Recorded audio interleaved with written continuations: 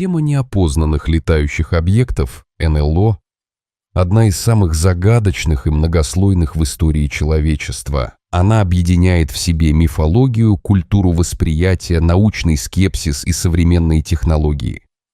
Ниже мы развернем набросок в более подробную статью, чтобы дать представление о том, почему тема продолжает оставаться актуальной и почему она вызывает живой интерес у ученых, журналистов и обычных людей.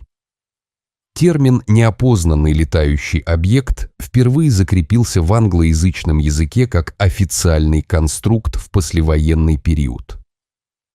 После Второй мировой войны и в начале Холодной войны случаи, когда самолеты или другое неидентифицированное явление появлялось на небе и не могло быть классифицировано на месте, потребовали стандартной терминологии.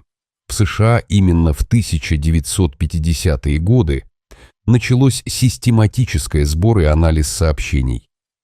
Исторический ряд прецедентов и проектов, в которых анализировались НЛО, стал основой для дальнейших исследований.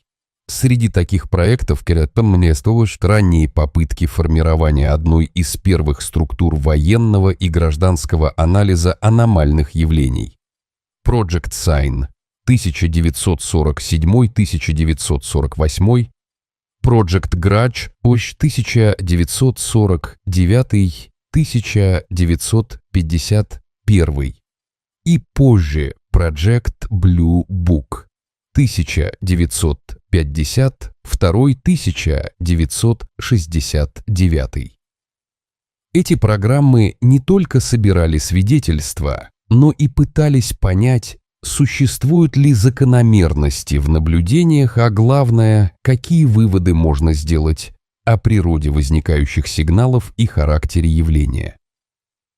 Хотя финал Blue Book был объявлен как не обнаружено никаких доказательств внеземного происхождения, сам процесс систематизации данных открыл дорогу к более открытым форматам обсуждения НЛО и к современным формам коммуникации между гражданскими организациями, исследовательскими группами и государственными структурами. Современная эпоха расширила контекст термина. Теперь в разговоре часто встречаются расшифровки как НЛО, так и УЭП – неопознанные воздушные явления. Переход на более нейтральный и технически точный термин отражает стремление к более строгому и объективному подходу в изучении случаев, где наблюдается явление, которое не сразу может быть объяснено существующими технологиями и теориями. Люди во многих культурах и эпохах сообщали о наблюдениях необычных небесных явлений. Яркие огни, странные формы объектов, резкие маневры в небе и необычные траектории полета. В истории мифы о небесных огнях встречаются в разных традициях, от древнеегипетских и месопотамских текстов до записей в средневековых хрониках и на полотнах ремесленников эпох Возрождения. В целом, можно говорить о двух линиях восприятия. Первое – мифологическое и символическое объяснение явления. Второе – попытка документировать конкретные наблюдения с тем, чтобы их можно было сравнить и проверить. Существуют упоминания о огненных шарах, летающих драконах и небесных кораблях в древних манускриптах и хрониках. В контексте современной эпохи данные становятся более систематизированными. Появляются протоколы свидетелей, дневники пилотов, радары и видеоматериалы.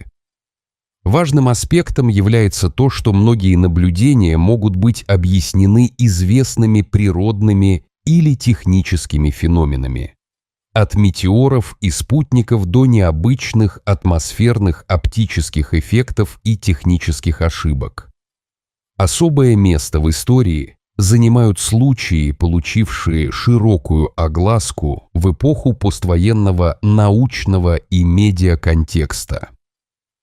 Например, в конце 1940-х, начале 1950-х годов в США фиксировали повышенную активность сообщений, что привлекло внимание СМИ и властей. Эти ранние свидетельства заложили основу для формирования общественной картины, согласно которой НЛО либо представляет собой феномен, требующий научного анализа, либо, если предмет конспирологических теорий. В таком контексте работа ученых и исследовательских институтов, по сути, стала важной частью попытки отделить факты от мифов и увидеть закономерности там, где они действительно существуют. Среди наиболее известных случаев, ставших знаковыми в публицистике и популярной культуре, особенно выделяются две группы событий – инциденты в США и в Европе, которые долгое время обсуждались в научных и любительских кругах. Розуэллский инцидент, 1947, один из самых известных случаев, ставший символом возможного контакта с внеземной цивилизацией для широкой аудитории. Историки и исследователи спорят о деталях. Первоначальные сообщения газеты о летающей тарелке быстро сменились более скромными формулировками о обломке металла, что породило целый спектр теорий заговора и убеждений о сокрытии информации.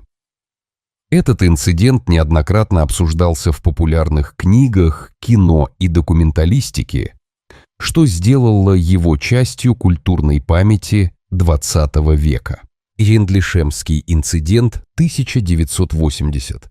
Один из самых документированных и широко исследуемых эпизодов в Британии, когда группа военнослужащих и гражданских лиц зафиксировала наблюдение странных светящихся механизмов в лесистой зоне неподалеку от Рендлшема. В ходе расследования были зафиксированы необычные световые сигналы, трехгранные или параллелепипедоподобные очертания НЛО, и свою роль сыграли радары и свидетельские показания. Этот случай стал одним из ключевых для последовавших исследований и для развития аргументов в пользу необходимости строгой методики документирования подобных явлений. Помимо этих кейсов существуют и другие инциденты, которые вносили вклад в общее понимание темы. В рамках разных стран фиксировались наблюдения неевклидических объектов, необычных траекторий полета и нестандартного поведения технических систем. Важно понимать, что многие из таких исторических свидетельств требуют осторожного подхода к трактовке, потому что отсутствие полного объяснения не означает автоматическое доказательство внеземного происхождения. Это подчеркивает роль научной скептики и критериев проверки, которые применяются к каждому свидетельству. За последние десятилетия государственные структуры разных стран систематически занимались изучением НЛО. В США особенно важны три момента, которые структурировали подход к данным и принесли изменения в восприятие темы. Project Sign, Project Grudge и Project Blue Book – ранние программы, созданные для сбора и анализа сообщений о наблюдениях НЛО. Они заложили основы методологии, регистрирования явления, попытки воспроизведения наблюдений, анализ вероятных объяснений и публикация выводов. В итоге эти проекты стали важной страницей истории научного интереса к неопознанному феномену и помогли сформировать общественный подход к обсуждению темы.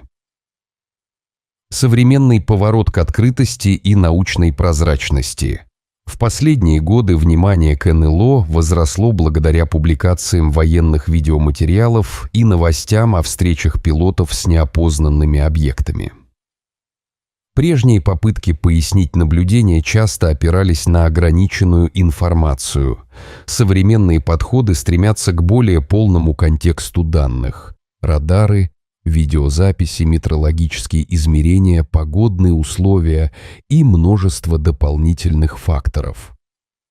Важные этапы в области политики и управления. В 2010-е годы появились новые структуры для анализа неопознанных случаев. В В США одним из таких шагов стало создание ведомственной организации, занимающейся упреждением и анализом неопознанных явлений по всем доменам – воздушному, морскому и космическому. В 2021 году ОДНИ опубликовал обзор УАП, в котором представлена систематизация случаев и оценка возможных объяснений. В 2022-2023 годах Управление обороны США учредило новый офис ААРО – All Domain Anomaly Resolution Office, задача которого расширяется на анализ аномалий во всех доменах, включая космическое пространство и киберпространство. Этот шаг отразил растущее стремление к научной и правительственной координации в попытке представить достоверные данные обществу. Видео и документы. В последние годы ряд видеоматериалов, опубликованных Министерством обороны США и другими организациями, стал доступен для общественности. Эти материалы, как правило, показывают нарастание вовлеченности антитеррористических и общественных интересов к теме. Их анализ помогает исследователям лучше понять характер наблюдений, частоту появления конкретных форм феноменов и возможные техники оценки сигналов. Стоит также упомянуть современную политику и практику научной коммуникации, открытое обсуждение неопознанных феноменов, участие независимых исследовательских групп, использование больших массивов данных и методов анализа с применением вычислительных технологий. Эти направления позволяют не только фиксировать случаи, но и пытаться понять причинно-следственные связи между наблюдениями и различными факторами окружающей среды, технологическими системами и человеческим восприятием. Не все сообщения о НЛО оказываются достоверными. В большинстве случаев это объяснимые феномены или ошибки в наблюдении. Разберем несколько ключевых факторов, которые часто приводят к ложным выводам. Естественные явления. Метеоры, спутники, наши собственные самолеты, воздушные вспышки и тормозные эффекты атмосферных слоев могут создавать необычные образы в небе, которые на первый взгляд выглядят внеземными. Нередко яркий объект в небу может быть спутником, сконцентрированным светом или отражением солнечных лучей на облаках. Оптические иллюзии и эффекты восприятия. В условиях ночи, стресса и неопределенности человеческое восприятие может искажаться. Психология восприятия играет огромную роль. Он может произойти эффект парейдолии, когда мозг распознает знакомые паттерны в случайных данных, включая полеты в небе. Технические и человеческие ошибки. Неправильное калибрование сенсоров, задержки в передаче данных, сбой камер и радаров – это обычные источники ошибок в сборе информации. В некоторых случаях записи могли быть переработаны и озвучены как феномен непонятного, без достаточной проверки. Дезинформация и фантазирование. В эпоху интенсифицированного информационного обмена люди могут намеренно или случайно распространять неполные или неверные данные. Важно отделять проверяемые факты от слухов, слуховых интерпретаций и художественной реконструкции. Контекст и противоречивость свидетельств. Наблюдения часто происходят в условиях ограниченной информации, поэтому они могут приводить к неполного объяснения. В таких случаях задача науки – собрать больше данных, воспроизвести наблюдения и предоставить возможные объяснения с учетом полной картины. Именно по этой причине научная методология требует строгих критериев проверки, валидации данных и прозрачности источников. Ложные наблюдения не уменьшают ценности самих наблюдений, но подчеркивают важность критического подхода и многогранного анализа. Они напоминают нам, что любая тема, связанная с НЛО, может быть крайне сложно проверить на степень достоверности одним свидетельством или одной записью, но может быть проверена через повторяемые данные, систематический подход и междисциплинарную прозрачность. Существуют группы и сообщества, которые активно выступают за большую прозрачность правительственных данных. Их задача – добиться открытости в отношении материалов, связанных с НЛО и УЭП, а также посмотреть на данные с критической научной точки зрения. В рамках такой деятельности часто встречаются три ключевых направления. Научные и исследовательские организации. В них входят независимые исследовательские группы, университетские лаборатории и некоммерческие организации, которые пытаются систематизировать имеющиеся данные, публиковать методологические обзоры и предлагать новые подходы к анализу. Они часто подчеркивают необходимость открытых данных, повторяемости экспериментов и строгой верификации. Гражданские и медиасообщества. Это могут быть медицинские, технические и исторические общества, которые собирают свидетельства, обсуждают методологии анализа и продвигают идею открытого научного обмена. В таких кругах часто подчеркивают роль журналистики, критического мышления и ответственного распространения информации. Коммерческие и частные проекты. В последние годы появление частных объединений, таких как инициативы по изучению аномалий в рамках коммерческих проектов или общественных фондов, внесло дополнительную динамику. Некоторые участники этих проектов считают, что сотрудничество между частным сектором и государственными структурами может ускорить сбор и анализ качественных данных, а также расширить демократический доступ к информации.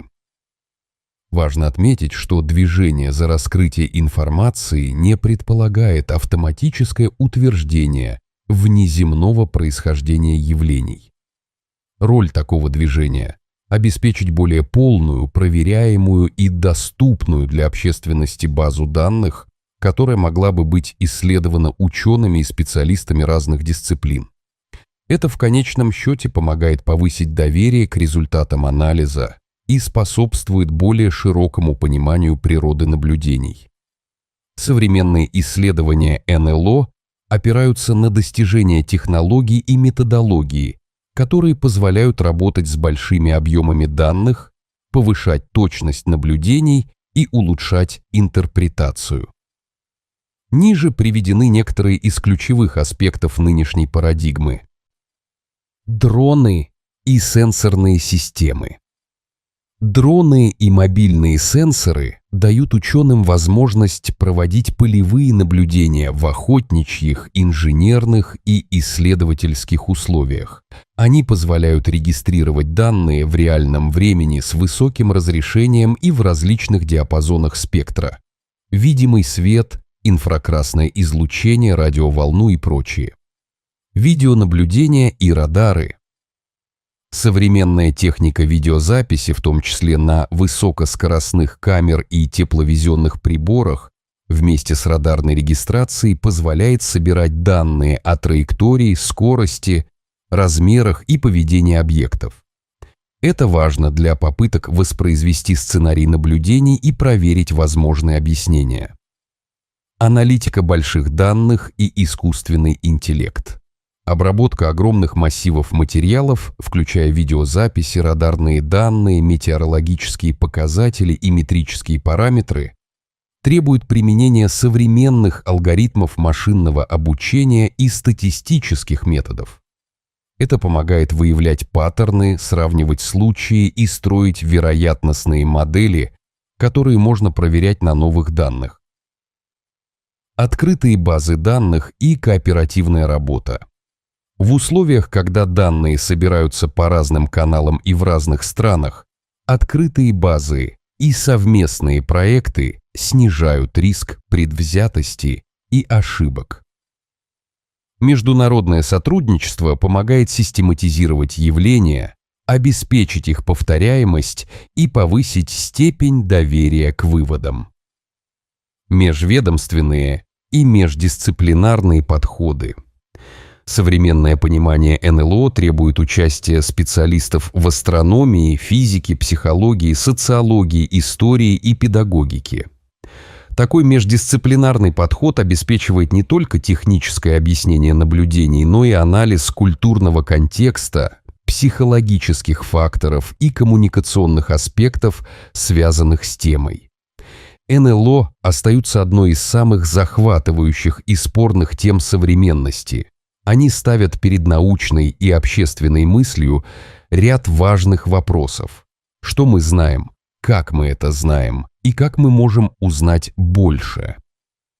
Независимо от того, какие убеждения поддерживает каждый человек, факторы истории, анализа данных и человеческого восприятия создают уникальное сочетание, которое продолжает влиять на культуру, науку и политические дискуссии. Возможность появления новых данных в будущем остается реальной. Современные технологии, расширение правительственной прозрачности, активизация гражданских инициатив и развитие междисциплинарного подхода создают благоприятную почву для углубления нашего понимания загадок НЛО и связанных с ними явлений. Возможно, в ближайшие годы мы увидим новые факты, которые помогут построить более стройную научную парадигму, объясняющую наблюдения без необходимости прибегать к мистическим или конспирологическим гипотезам. И независимо от вашего мировоззрения, будь вы скептик, верующий или прагматик науки, оставайтесь любопытными. В мире, где границы между известным и неизвестным постоянно пересматриваются, открытость к новым данным и критический подход помогают не потеряться в потоке информации и сохранить стремление к познанию. Пусть любая новая информация будет оцениваться по тем же стандартам – аккуратно, ответственно и с уважением к фактам. Возможно, именно этот баланс между наукой и любопытством в итоге подскажет нам путь к пониманию того, что лежит за пределами нашего наблюдаемого мира.